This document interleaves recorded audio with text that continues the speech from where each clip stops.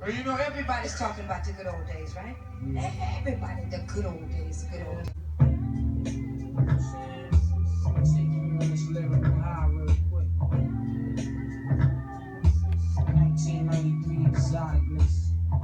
Peace. MC Sean Love, and we're back with Hip Hop Vinyl Reviews, episode 14.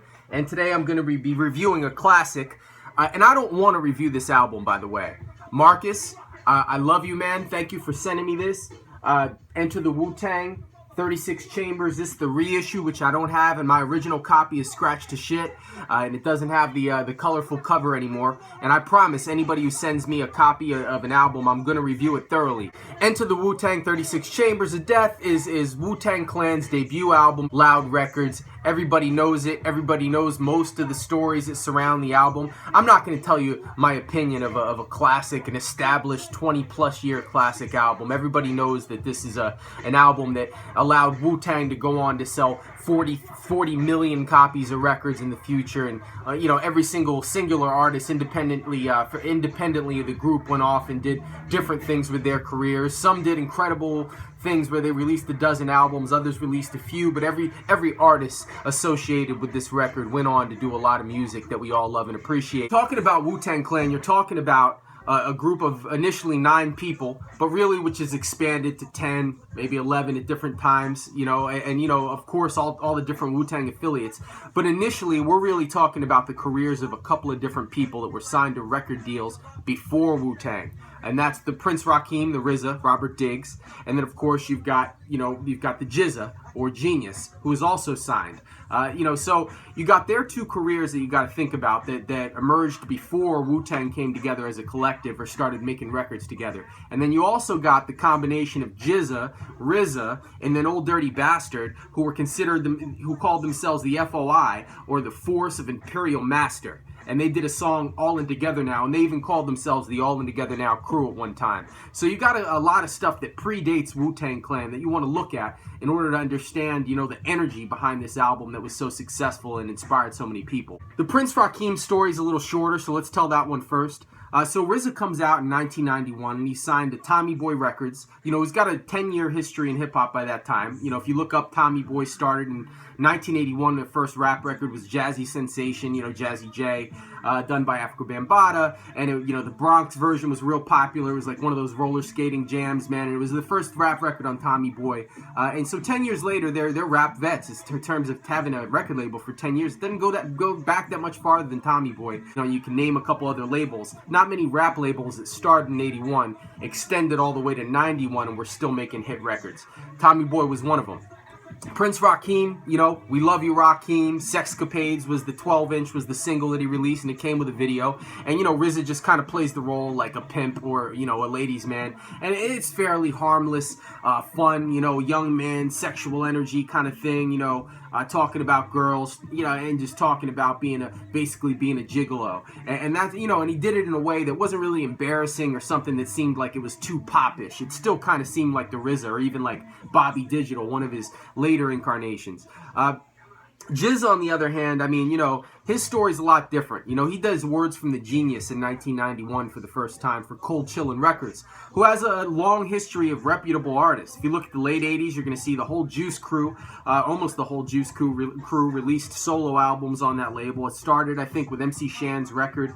Big Daddy Kane did his debut album, Cool G Rap. But if you fast forward to 1991, you got Big Daddy Kane doing his record Prince of Darkness, which everybody was criticizing in some ways for being like, and even Kane himself shit on the record and said he was basically just trying to wear out the contract with Cold Chillin', and you know, he was doing music at that point that was you know, a lot more geared towards the romantic types, you know, pretty grown and sexy stuff.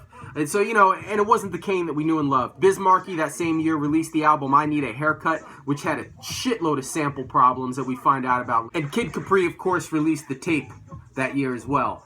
So Cold Chillin' was in a different space when it came to Words from the Genius. I mean, you know, the beats on it were nothing like the raw shit you're going to hear on 36 Chambers. And if you look up their single, you know, the GZA single, Do Me, if you look up Do Me, you're going to see that, if you look up Do Me, you're going to see that GZA, the whole time in this video, looks like he really doesn't want to do this kind of poppy song. You know, he looks like a little girl who's being molested when he's in the video. And you know, later you'd hear his wrath based on the situation there at Cold Chillin'. I went myself as an artist, the Mighty Buddha Heads group from Trenton, you know, to Cold Chillin' offices back in 1992.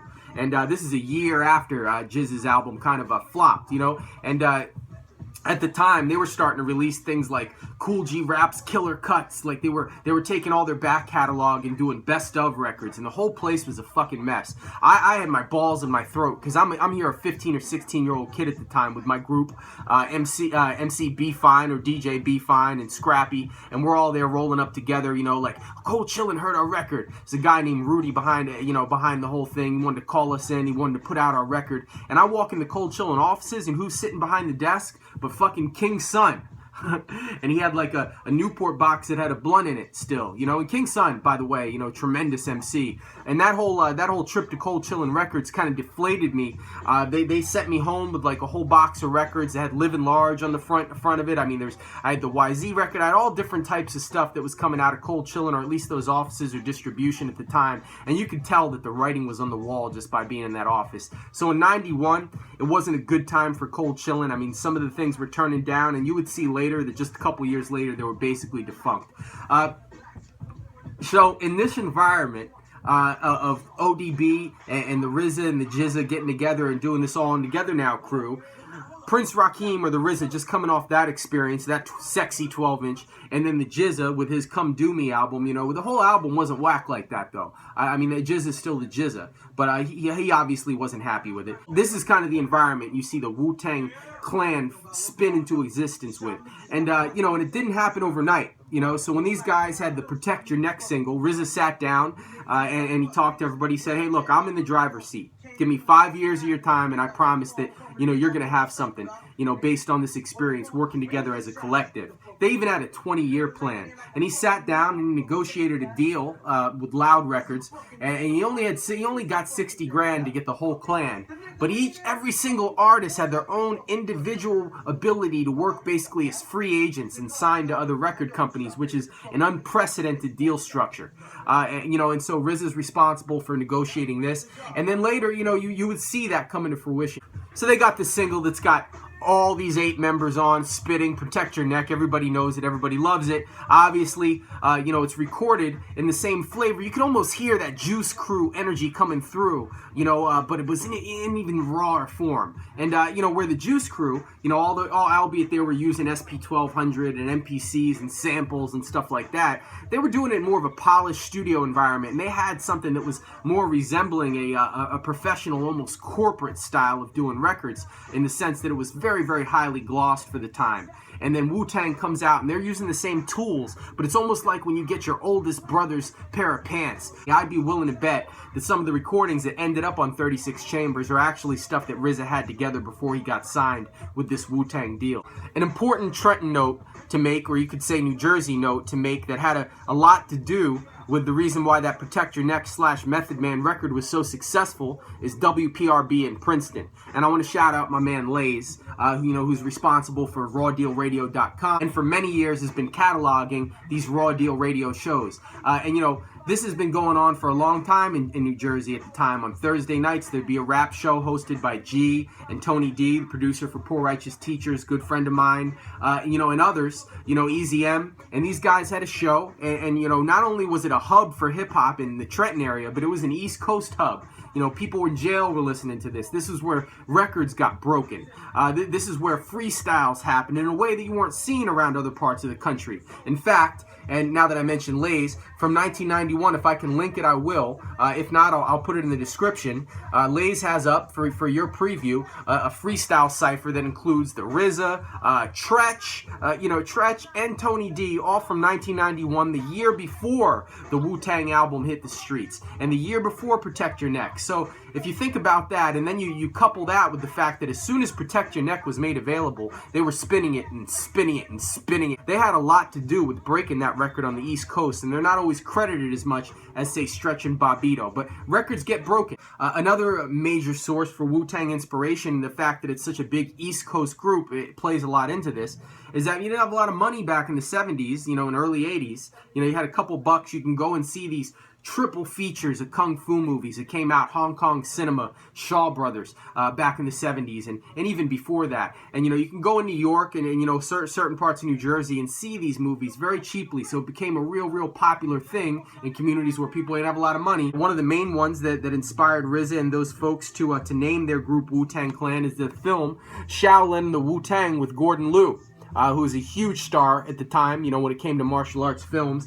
And, obviously, they took inspiration from the 36th Chamber of Shaolin, also starring Gordon Liu, which is a Shaw Brothers film. And one of the better kung fu films of the time. Anybody who's a fan of action movies should see this. And it doesn't end there. The kung fu movies and the Hong Kong cinema are referenced again and again throughout. Where's my killer tape? And that's, of course, The Killer. And it doesn't stop there. Of course, 36th Chamber had its sequels like Return to the 36th Chamber and then Disciples of the 36th Chamber. And then later, of course, you got samples from Five Deadly Venoms in the record and multiple other Wu-Tang records. RZA references the Fatal Flying Guillotine, which I don't have my VHS copy of, but I've got Master of the Flying Guillotine. I've got Flying Guillotine. I've got Flying Guillotine 2.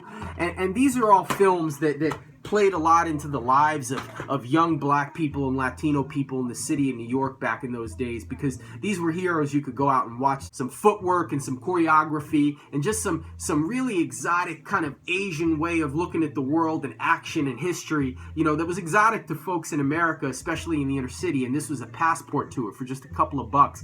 And that probably explains RZA holds this so dear to his heart that later on he would, help direct Man with the Iron Fist, or direct that with Quentin Tarantino, something alike, and later he would star in for a couple of minutes Man with the Iron Fist 2. Both of these deplorable movies, in my opinion, and I love kung fu movies, but I love the RZA so much I'm willing to see past it, and I've watched them both a couple of times. Obviously, another important influence on the Wu-Tang Clan is the members, or at least some of the members, were dedicated under the study of the Nation of Gods and Earths, where at that time when I was growing up, it's called the 5% Nation, and these guys, they had knowledge of self. They'd studied 120 lessons. You can hear it in the lyrics. You can even hear it in Old Dirty Bastard's lyrics.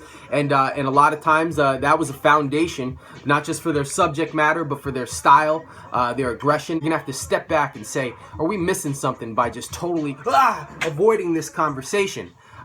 In those lessons, it says that who is the original man? The original man is the Asiatic black man, the maker, the owner, the cream of the planet Earth, father of civilization, God of the universe. Who is the colored man? The colored man is the Caucasian white man, or Yakub's grafted devil of the planet Earth, or in some lessons, skunk of the planet Earth. So here's the deal. If you're going to look at these kind of profound statements that are at the very beginning of the lessons that these guys have studied, and then you're going to listen to the album and hear lyrics like, those devils cower to the Caucasus Mountains, and speaking of the devil's psych, no, it's the God, get your shit right. And you hear this stuff in the lyrics. You hear GZA compare his A&R, trying to blow up a scrub. That thought is just as white as a 20-watt light bulb.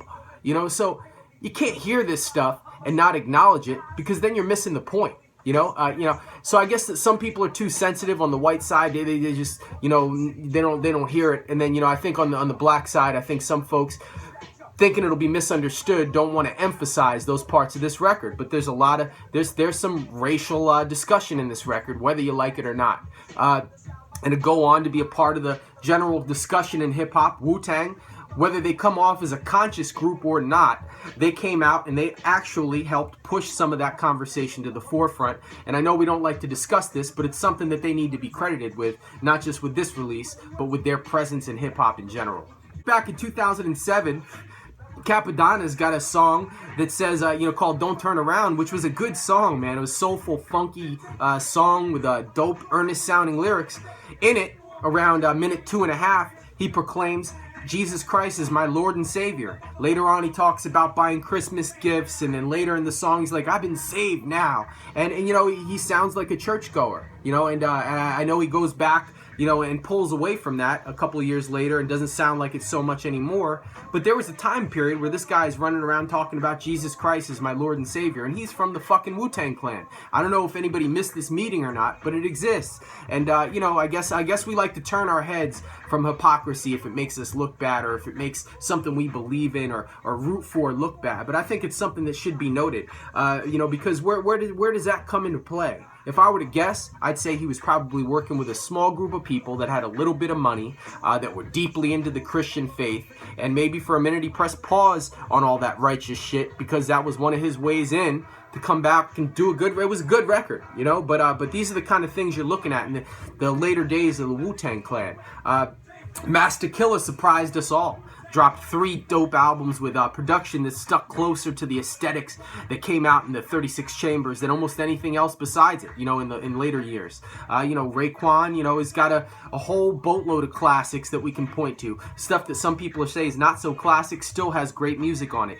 Method Man, he's done some spotty albums, but he's also given us a lot of classics. I don't even need to say how Ghostface has been consistent all these years. U-God has done some really good work. You know, a lot of people shit on U-God, but if you listen to one of his most recent albums, you're gonna say, huh, that's got a sound on it that sounds like he's as energized as he was back in '92. From the Jizza to the RZA himself, you know, to Sons of Man. We could talk about the Zoo Ninjas, you know, different spin-offs of Wu, and talk about how much they've affected and impacted hip-hop, not just in the industry, but in the culture, and we'd be right. RZA just threw a whole bunch of shit at the wall, and everything stuck. 36 Chambers, if you're not a Wu-Tang fan, should be your introduction to the Wu-Tang. Because even after all these years, it holds its place as one of the best records that ever came out of that camp, and it probably always will hold a place as one of the most classic hip-hop records ever to be made. Enter the 36 Chambers, Wu-Tang Clan, a definite add-on to any hip-hop fan's collection.